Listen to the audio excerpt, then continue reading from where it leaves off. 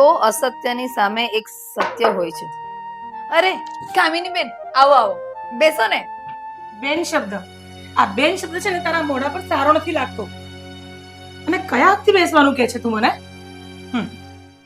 અને હા, પહેલા તું મને મારી વાતનો જવાબ આપ. તારા અને મારા પતિના એવા તો કેવા સંબંધ છે? બોલ ને. અરે આપણે જરા બેસીને વાત કરીએ. કયા સંબંધથી તું મને બેસવાનું કે છે? હા, અરે વાહ, સાચી વાત છે. આનો જવાબ તો તું થોડી આપવાની છે, હું જ આપીશ તને. બરાબર ને? સાચું કીધું ને મેં? એટલે કે તું મારા પતિની રખેલ છે, રખેલ. કેમ હવે કેમ ચૂપ થઈ ગયું મોઢું તારું? સિવાય ગયું ને મોઢું? બોલ ને.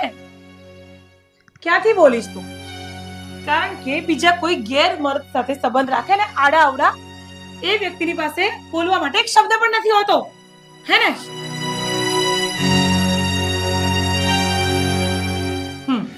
આમ રડવાથી કાંઈ નહીં થાય, હે ને? સામે જો મારી, તું રડીશ ને તો મને કોઈ ફરક નથી પડવાનો. એટલે તારી અને મારા ધણીની નાજાયદ ઓલાદ છે સાગર, અને મારો ધણી ખોટું બોલીને મને એવું કીધું હતું કે હું એને દત્તક લઈને આવ્યો છું, પણ વાસ્તવિકતા તો કઈ અલગ જ છે. બોલને હવે, ચૂપ કેમ છે? બસ, હવે એક પણ શબ્દ નહીં બોલતા. સત્ય વાતની જાણ નથી અને જેમ ફાવે એમ બોલી રાખો છો. જો સત્ય જાણવું જ હોય ને તો જાઓ તમારા ધણી પાસે, બધું જ તમને જણાવશે. સાચી વાત તો એમ છે કે લગ્ન પછી તમને બાળક થઈ શકે એમ નહોતું, એટલે તમારો ધણી મારા દીકરાને દત્તક લેવા માટે આવ્યો હતો. જાઓ અહીંયાથી. સાચી વાતની જાણ નથી અને જેમ ફાવે એમ બોલવા માંડ્યા છો. નીકળો. હજુ શું આવી રીતના ઊભા છો? કઈ સાંભળવું છે? જાઓ અને સત્યની જાણ લો.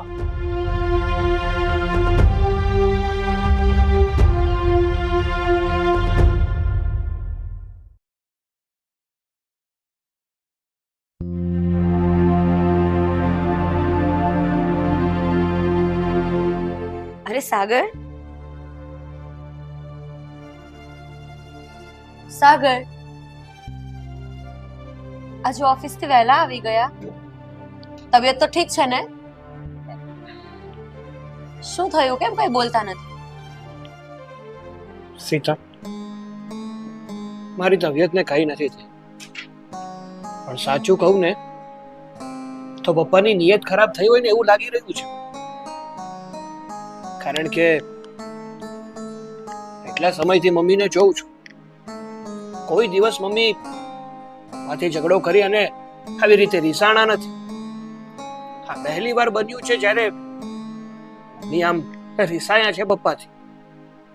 એટલે નક્કી આમાં કઈક પપ્પાનો વાક જ છે. તમે જે વાત કહો છો ને સાગર, એ વાત હું સમજુ છું, અને આ વાતની મને થોડી ઘણી ખબર પડી છે. આ બાજુવાળા આંટી અને પપ્પાની વચ્ચે ગેરસંબંધ હતા, આવું મમ્મીનું માનવું છે. અને આ વાતની મમ્મીને જાણ થઈ ગઈ, એટલા માટે મમ્મી આજકાલ પપ્પાથી રિસાઈને બેઠા છે. એટલે તું કહેવા શું માંગે છે? કે પપ્પા અને બાજુવાળા આંટી વચ્ચે ગેરસંબંધ છે, અફેર ચાલી રહ્યું છે એમનું? હા સાગર, મારી મરજીથી તો નહીં, પણ મમ્મીએ મને આ વાત કરી છે. અને ગઈકાલે મમ્મી એ આંટી સાથે ઝઘડો કરવા પણ ગયા હતા.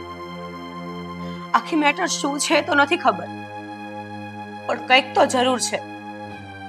નહીં તો મમ્મી પપ્પાથી આટલા રિસાઈને તો ના જ બેસે. સીતા, સાચું શું છે ને એ તો જાણવું જ પડશે. આ વાતમાં દૂધનું દૂધ અને પાણીનું પાણી તો કરવું જ પડશે. સાચી વાત છે તમારી, કંઈક તો છે જ. ઠીક છે, તો ચિંતા ના કરીશ. આ વાતની હકીકત શું છે ને એ તો હું જાણીને જ રહીશ.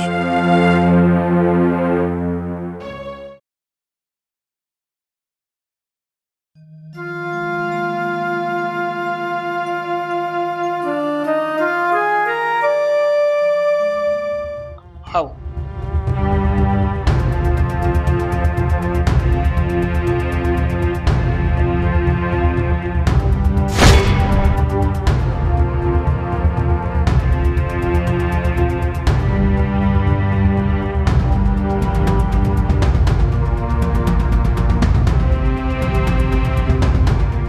બેસો આંટી. સીતા, એક કામ કર, તું અંદરથી મમ્મીને બોલાવી લા.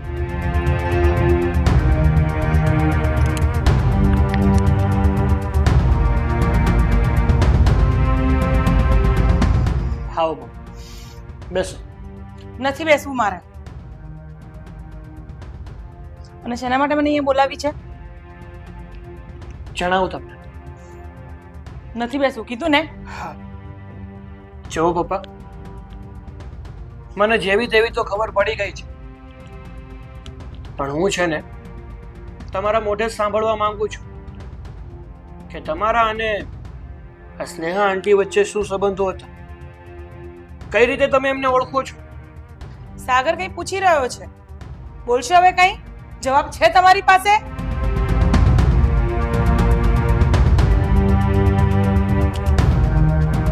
હા, જવાબ છે મારી પાસે.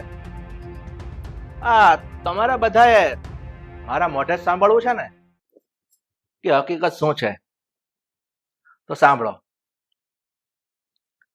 આ કામિની સાથે મારા લગ્ન થયા ને એ પહેલા સ્નેહા અને અમારા વચ્ચે અફેર હતું અને અમે લોકોએ કોર્ટ મેરેજ કરી લીધા હતા. પણ અમારા કોર્ટ મેરેજ અમારા બંનેના વડીલોને પસંદ નહોતા. એના લઈને અમારે ખૂબ ઝઘડા થયા. એટલે સ્નેહાને લઈને હું અલગ રહેવા જતો રહ્યો. અલગ રહેવા તો જતો રહ્યો, પણ એના 6 જ મહિનામાં મને સમાચાર મળ્યા કે મારા પપ્પા એટલે કે તારા દાદાજીનું મૃત્યુ થઈ ગયું. એ આ સદમો સહન ન કરી શક્યા ને એને એટેક આવી ગયો. એટલે દાદી માના કહેવાથી હું આ સ્નેહાને છોડીને એટલે કે સ્નેહા સાથે ડિવોર્સ આપી હું આપણા ઘરે પાછો આવી ગયો. અને થોડા સમય પછી આ કામિની સાથે મારા મેરેજ થયા. આ બધી વાત તમારી અમને સમજાઈ ગઈ, પણ આ સ્નેહા તો એના પપ્પાના ઘરે જતી રહી હતી ને? કામિની બેન, હું મારા મમ્મી પપ્પાને ત્યાં પિયર ગઈ જ હતી, પણ એ લોકોએ મને સ્વીકારવાની ચોખ્ખી ના પાડી દીધી. એટલે એ સમયે હું દર્દની ઠોકરો ખાતી થઈ ગઈ, રસ્તા પર આવી ગઈ. અને એ સમયે મારા પેટમાં સુધીરનું બાળક હતું, અને અમે છૂટા પડ્યા પછી એ બાળકને મેં જન્મ આપ્યો. અને એ બાળક એટલે આ સાગર.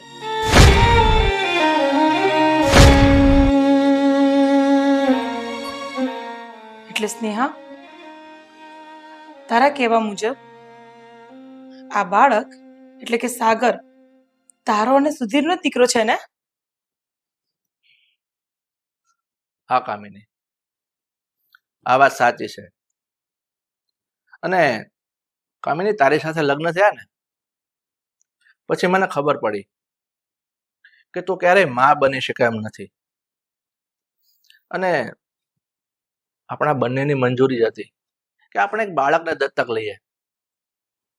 એટલે હું આ સાગરને દત્તક દીકરો બનાવીને આપણા ઘરે લઈ આવ્યો હતો. હા સાગર, આ વાત સાચી છે કે તું જ મારો દીકરો છે. અને આજે તારા વગર 20 વર્ષ મેં કાઢી નાખ્યા દીકરા.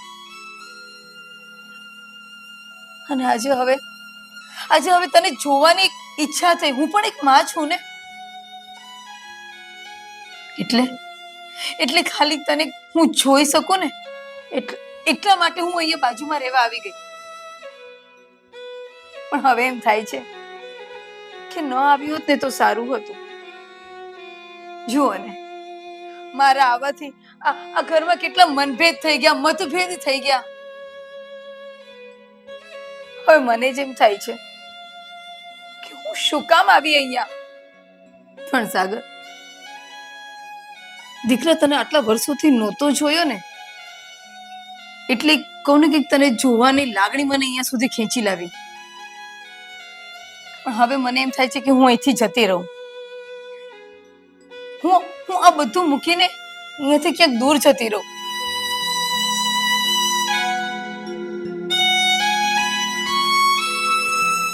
અને કામિની બેન, તમને આજે એક વાત જણાવી દઉં કે મારા અને સુધીર વચ્ચે હવે કોઈ એવા સંબંધો રહ્યા નથી. એટલે મારા ગયા પછી તમે સુધીર સાથે ખોટો ઝઘડો કે મગજમારી ન કરતા.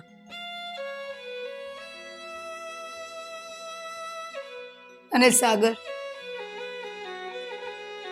આ 2 ઘડીની તારું મોઢાની જે ઝલક છે ને, બસ આ યાદોને સહારે તો હું હવે આખી જિંદગી કાઢી લઈશ. તારા મમ્મી પપ્પાનું ધ્યાન રાખજે દીકરા. હંમેશા ખુશ રહેજે.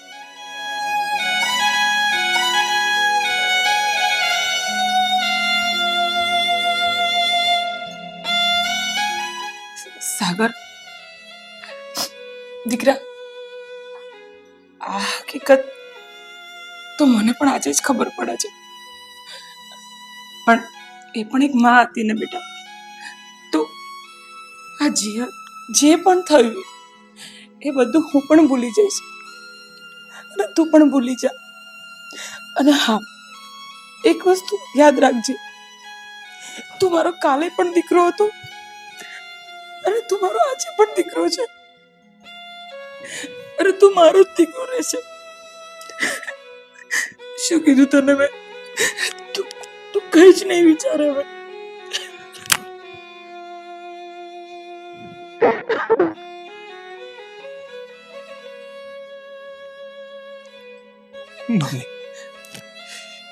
મમ્મી, હું તમને છોડીને ક્યાંય નથી જવાનું. અરે મને તો ખબર પણ નહોતી કે હું તમારો દીકરો નથી. મારી માં કોઈ બીજી છે. અરે પપ્પા, સાચું કહું ને તો મારાથી ભૂલ થઈ ગઈ છે કે મેં તમને ખોટા સાબિત કર્યા. આજ પછી છે ને, હું આ ઘર છોડીને ક્યાંય નથી જવાનું. હા બેટા, ક્યાંય નથી જવાનું. આપણે જેવી રીતે રહેતા હતા ને, એવી જ રીતે રહેવાનું. એવી રીતે જ રહીશું.